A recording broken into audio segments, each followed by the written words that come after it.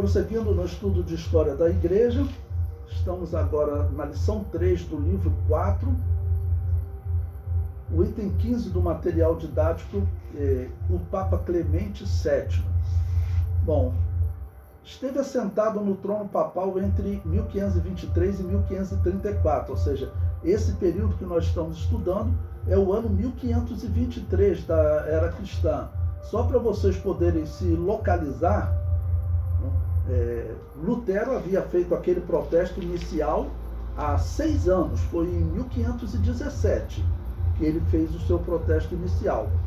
Mas ele só saiu da Igreja Católica em 1521, ou seja, Lutero ele foi excomungado, saiu da Igreja Católica 2 anos antes da entrada desse Papa Clemente VII, ok?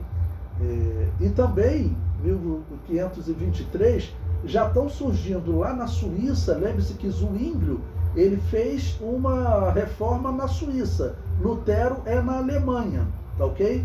Lá na Suíça, Zwinglio, ele começou a descobrir anabatistas e debatendo com anabatistas, e ele teve perto de abandonar o batismo de recém-nascidos, mas ele vai acabar mantendo o batismo de recém-nascido e vai até decidir perseguir os cristãos. Bom, 1523, a reforma de Zwinglio, lá na Suíça, já acontecia há 4 anos. O país estava dividido em guerras, confusões, e eles estavam implantando a reforma lá.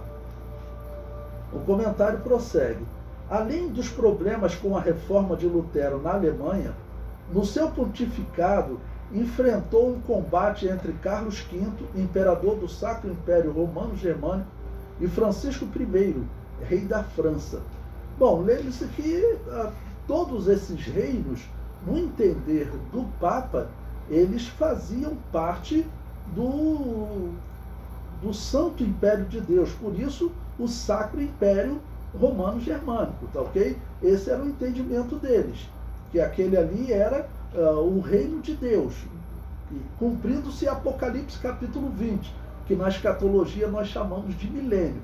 Nós sabemos que isso é futuro, mas para a Igreja Católica, tá bom? E para os protestantes também, os protestantes até hoje, se você pesquisar, eles acreditam que o diabo está preso, porque o diabo é preso no início do reino de Deus, no início de Apocalipse capítulo 20. Então, se você vê aí na internet, Hernan Dias Lopes, por exemplo, ele diz que o diabo já está preso, né?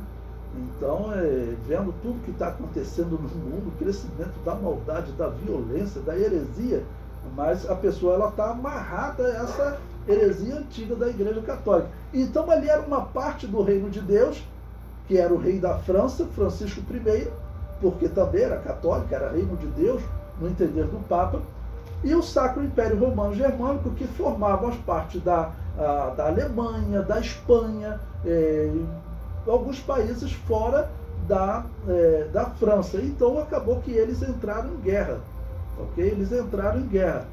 E o que aconteceu? Olha o que o comentário diz.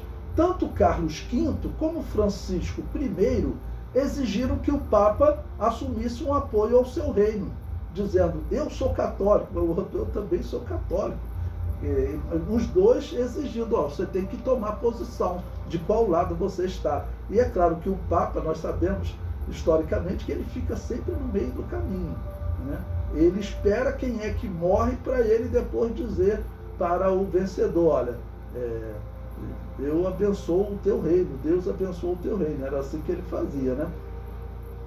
O comentário prossegue. Em 1527, as tropas de Carlos V invadiram e saquearam Roma, e o Papa foi preso. Foi mais um resultado do protesto de Lutero. Os reis já não viam o Papa como representante de Deus. Uma pausa aqui para eu explicar isso para vocês. Como vocês veem na história, como que o papado ele foi ganhando importância. Teve um período na história que o Papa estava abaixo do imperador, lá nos dias de Constantino, lá nos anos 300. Próximo do ano 1000, o Papa ele já conseguiu, ele já estava igual ao imperador. E a partir do ano 1100, ele estava acima do imperador.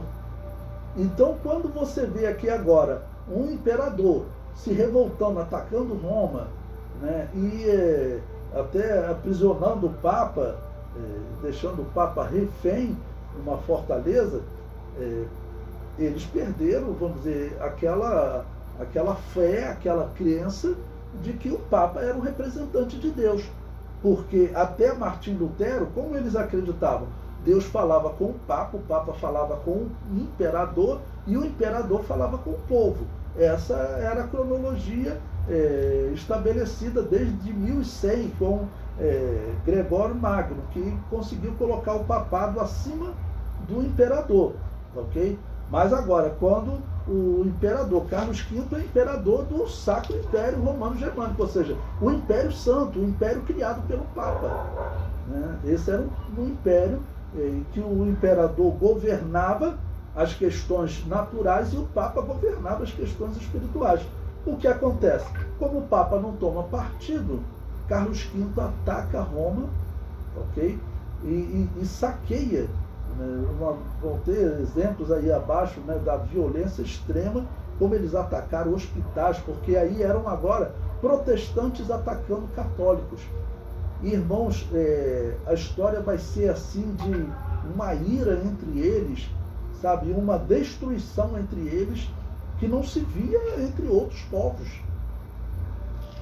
O muçulmano, ele quando atacava um católico, ele atacava exército contra exército. Ele não matava a população católica. Chegasse numa fazenda, tivesse, né, cidadãos normais lá, pode ter tido caso de violência, mas estou falando por via de regra. Os árabes na história, inclusive, eles são muito éticos. Eles são muito éticos. E já quando chegavam os reis católicos lá da Europa, falavam com eles, depois não cumpriam, assinavam aliança, depois rompia a aliança, ok? Então, os árabes não eram tão violentos contra os católicos. Agora, os protestantes, quando eles tomavam uma cidade católica, eles matavam até as crianças. Bom, o comentário prossegue. Para piorar, o sultão Solimão Magnífico invadiu territórios da Europa.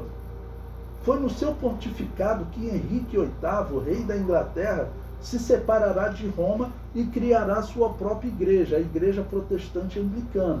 Bom, aqui nós estamos em 1523, então nós estamos vendo um período, né, do governo desse Papa, ok? E eu já falei para vocês que duas igrejas protestantes, podemos dizer que já surgiram. A Igreja Protestante Suíça, que é de Zwinglio, e a Igreja Protestante de Lutero, Zwinglio na Suíça e Lutero na Alemanha. O rei Henrique VIII, o que ele vai fazer? Para não ficar atrás, ele lá na Inglaterra, ele cria a igreja dele também. E vocês verão que o porquê. Os estados que romperem com a Igreja Católica, a arrecadação deles vai crescer muito. Porque o dízimo da população antes ia para a Igreja de Roma. E agora ficava numa igreja que o Estado controlava dentro da Suíça, ou seja, o dinheiro ficava dentro da Suíça. Então, por isso que a maioria dos príncipes suíços falaram: eu quero saber de mandar dinheiro para Roma, eu quero dinheiro aqui na Suíça. Então, foi uma decisão política, ok?